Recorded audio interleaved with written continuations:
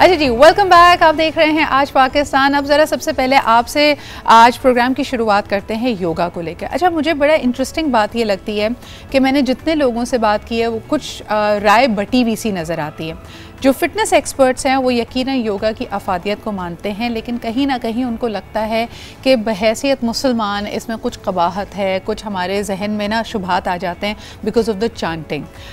योगा में यकीनन जो सबसे ज़्यादा इंपॉर्टेंट चीज़ है वो आपका ब्रेथ वर्क है। आपके सांस लेने का अंदाज़ मुख्तलिफ़ तरीक़ों से आपको बताया जाता है और उसके अंदर कुछ जंतर मंतर या कुछ अल्फाज या कुछ आवाज़ें ऐसी हैं जो कई दफ़ा लोगों को घबरा देती हैं कि कहीं ऐसा तो नहीं कि मैं कुछ गलत कर रहा हूँ या मुझे के बारे में अवेयर होना चाहिए। इस बारे में हम बात करेंगे। सबसे पहले आपको दिखाते हैं ये पैकेज, क्योंकि योगा इंटरनेशनली बड़ा मशहूर है। चाहे इसका किसी ख़ास दीन से, किसी ख़ास मज़हब से आप इसको नहीं जोड़ सकते। ये ख़ित्ते की अपनी सकाफ़त है, इस पर बात करनी ज़रूरी है। आइए दिखाते हैं सबसे पहले आपको ये पैकेज। आज दुनिया भर में योगा का आलमी दिन मनाया जा रहा है। योगा का मतलब काबू पाना और मुत्तहिद करना है। इस अमल को अपने नफ्स पर काबू पाने और सेहतमंद रखने के लिए इस्तेमाल किया जाता है।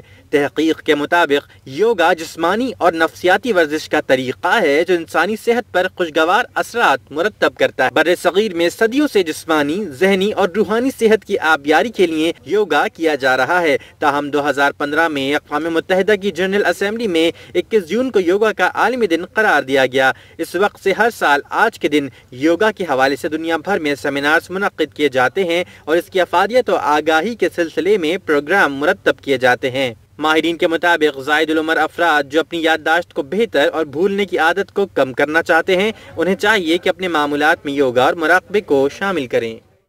अच्छा जी, सबसे पहले इसके जो फिटनेस रिलेटेड इसके फ़ायदे हैं उससे कोई मेरे ख्याल में इनकारी नहीं हो सकता। मेरे साथ मौजूद हैं योगा एक्सपर्ट हैं, हमारे साथ हैं जी Saima Irfan. Thank you so much Saima for making time.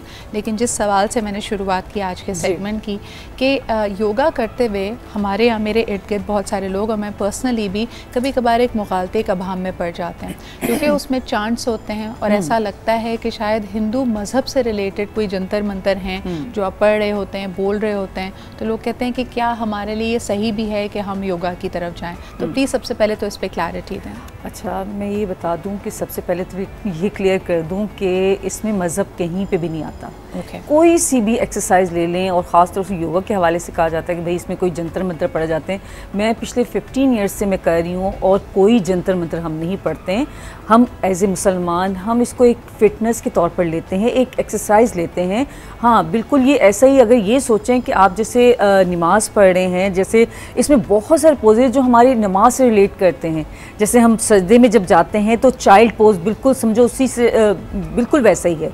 और अगर हम इसको एज ए एक इबादत के तौर पर भी लेना, कोई भी एक्सरसाइज होती है तो यकीन करें उसके फ़ायदे उतने होते हैं। और इसमें कोई आप अगर वो हमारे पड़ोसी मुल्क में वो ये उनको मज़हब के तौर पर लिया जाता है, ये उनकी इबादत भी है। मैं तभी यही मैं इस पे क्लैरिटी चाह रही थी कि क्योंकि वहाँ पे किसी भी प्रैक्टिस को, रिचुअल को अगर आप देखें तो हिंदू मज़हब में हमारी तरह कोई प्रार्थना का या हमारे यहाँ जैसे नमाज का तरीका है, उनके यहाँ कोई सेट तरीका नहीं है। तो इस फिजिकल मूवमेंट को जब वो अपने किसी भी संस्कृत मंत्र के साथ जोड़कर या किसी भी कहानी या चीज़ से रेफरेंस से जोड़कर जब करते हैं, तो क्या आपको लगता है कि आपके पास कभी कोई आया कि वो मुगालते में पड़ता है कि मैं करूँ योगा या ना करूँ? जी बिल्कुल, आज से 5 से 6 साल पहले तो ऐसे लोग बहुत थे, लेकिन अब इतनी अवेयरनेस सिद्रा आ गई कि अब कोई ऐसा नहीं सोचता, क्योंकि इतनी अवेयरनेस के हमारे मुल्क में जो है इस इंट्रोड्यूस करवाने वाले वजाहत और बहुत सारे। लेकिन ये है कि उन्होंने कहा कि भाई ऐसा कुछ भी नहीं है, जबकि लोग अभी भी जो बहुत मजहबी हैं वो कहते नहीं भाई हम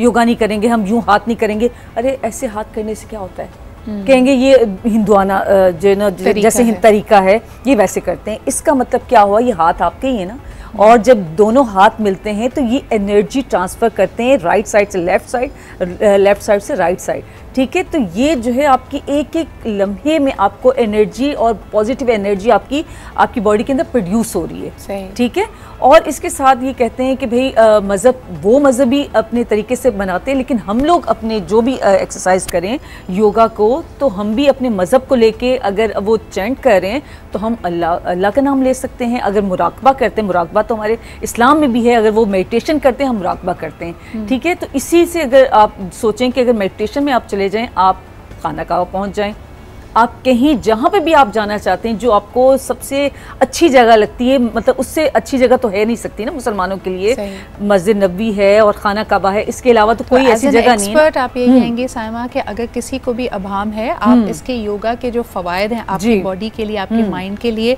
आप उनको पा सकते हैं without the chance as well. यानी अगर आपने हाथों को इस तरह नहीं करना या कोई भी मूवमेंट आपके लिए क्वेश्चन मार्क है, एक सवालिया निशान है, तो आप उससे हटकर भी कर सकते हैं। What I like about yoga is कि इट्स अ प्रैक्टिस। जिस तरह कहते हैं कि अगर आप किसी भी एक्सपर्ट योगी के पास जाएंगे, साइमा जी कैन गाइड बेटर, कि आपका मुकाबला किसी से नहीं है। बिल्कुल, कोई शख्स अगर कोई खास पोजीशन आपसे बेहतर कर सकता है तो you just have to go as far as your body is allowing to. बिल्कुल। अच्छा, मुझे ये बताइएगा खास तौर पे साइमा जी कि अगर किसी ने ज़िंदगी में कभी योगा नहीं किया हो, जैसे अभी हम अपनी रिपोर्ट में भी देख रहे थे, जो बुजुर्ग अफराद हैं, आप क्या समझती हैं कि वो इसका फ़ायदा उठा सकते हैं अगर उन्होंने लाइफ में कभी नहीं किया और वो शुरुआत एक पुख्ता उम्र में कर सकते हैं योगा की? बिल्कुल। सबसे पहले तो ये बता दूं कि योगा ऐसी चीज़ है कि इसको 5 साल से लेके 90 इयर्स तक के लोग, मतलब इससे भी आगे जो है ना कर सकते हैं। ठीक है, तो इसका फ़ायदा वही होगा जो नौजवान जो है उठा सकते हैं, क्योंकि पोजेस वही सेम कर रहे हैं।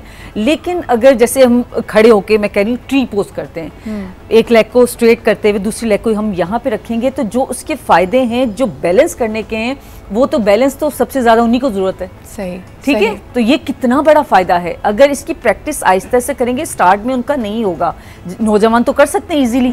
ठीक है, उनको हम ये सिखाते हैं कि जो ओल्ड एज लोग हैं उनको हम सिखाते हैं वॉल के साथ खड़े हो जाएं और ये इस तरह से आहिस्ता सपोज, क्योंकि एक फर्स्ट टाइम उनका यहाँ पे उनकी लेग वो पाँव नहीं जा सकता, यहाँ पे रखते हैं। ठीक है, फर्स्ट टाइम जब करते हैं और आहिस्ता आहिस्ता प्रैक्टिस में जब आते हैं तो वो इतने माशाल्लाह से वो एक्सपर्ट हो जाते हैं कि वो जिस तरह से आम नौजवान कर सकते हैं तो वो लोग भी कर सकते हैं। अच्छा, इसमें एक बड़ी इंटरेस्टिंग बात मुझे ये लगती है कि योगा के बारे में पहले तसव्वुर था कि जी आपके पास एक मैट होगा और बड़ी आसान आसान सी एक्सरसाइज है, स्ट्रेचेज हैं। एक तसव्वुर सामा एक ज़माने में ये भी था कि ये सिर्फ ख़वातीन के करने की चीज़ है। A lot of men didn't used to go for it. फिर योगी वजह, जैसे आपने जिक्र किया, उन्होंने इसका परसेप्शन बड़ा बदला और आज मैं देखती हूँ बड़े मस्कुलर, बड़े manly looking man are also practising yoga regularly. ये चेंज कैसे आया?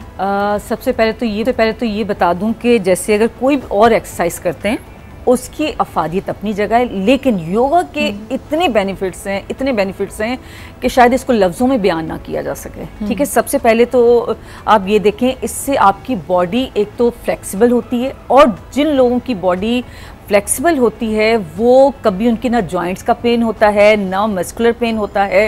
इसके ये मतलब छोटे फ़वायद हैं, और इसके इंटरनली कितने फ़ायदे होंगे वो जो करने वाला होता है उसको पता चलता है। और इसके साथ साथ जब आपका पोस्चर सही होता है, ये क्योंकि हमारे इसका बेसिक रूल्स क्या हैं, एक तो ब्रीदिंग, प्रॉपर ब्रीदिंग, आप सांस लें, ब्रीदिंग आप फुल लें, आप जैसे इनहेल करते हुए प्रॉपर ऑक्सीजन को आप जो है टमी तक लेकर जाएं। ठीक है, जिस तरह से बलून में एयर को भरते हैं, बिल्कुल ये तरीका। और सेकंड क्या है, अपना पोस्चर, जैसे आपने इस तरह स्लाउच करके नहीं बैठना। ठीक है, इजी होके नहीं बैठना, आपने बिल्कुल अलर्ट होके कहीं पे भी बैठें तो आपको पता चल जाएगा कि भाई ये तो कोई प्रैक्टिस करने वाला बंदा है। तो ये आपने, मैं बैठी हूँ जब से यहाँ पे, आपने भी देखा होगा, या देखने वाले भी देख रहे होंगे कि मैंने अपने बैक को मैंने इस तरह से मैंने बैंड नहीं किया है, मैंने अपनी बैक स्ट्रेट रखी है। सबसे पहला रूल, मतलब ये सेकंड रूल है इसका, ब्रीदिंग फर्स्ट, ये सेकंड। और इसके साथ साथ जो है मेंटली जो है डिप्रेशन इससे कम होता है। बिल्कुल। अच्छा, कुछ सवाल आए हैं जो मैं चाहूँगी कि ज़रूर उसका जवाब दें। जी। आजकल हम बड़ा रेगुलरली देख रहे हैं एंटीनेटल, यानी जो ख़वातीन हामला हैं वो भी योगा प्रैक्टिस कर रही हैं। तो बतौर एक्सपर्ट अगर क्या आप इसको रेकमेंड करती हैं, ये हर हामला खातून कर सकती है, इसका क्या तरीका है? बिल्कुल कर सकती है, लेकिन उसके ये है कि इसका फर्स्ट सेमेस्टर जो होता है, जो 4 मंथ, हाँ, तो 4 मंथ के बाद आप इसको रेगुलर कर सकते हैं 8 मंथ तक। ओके, उसके बाद आप नहीं करें। ठीक है, और इसके फवायद हैं और आपको बिल्कुल वो फवायद ये हैं, वो बंदी जो कर रही है वो उसको तो उसके बेनिफिट्स मिल रहे हैं, लेकिन जो बेबी है उसको कितने बेनिफिट्स मिल रहे हैं वो तो जब अल्लाह ताला इस दुनिया में उस बेबी को लेकर आएगा तो फिर पता चलेगा। Thank you so much Saima ji यहाँ पे मौजूद होने के लिए, वंस अगेन फॉर हाईलाइटिंग कि योगा कितना हमारी ज़िंदगियों में एक बेहतर चीज़ एक बेहतरीन फिटनेस रजीम हो सकता है। You can start small, this is the day. अगर आपके को इसके बारे में मज़ीद भी इंफॉर्मेशन चाहिए तो do send me your questions and your comments. एक लेते हैं छोटा सा break, we'll be right back.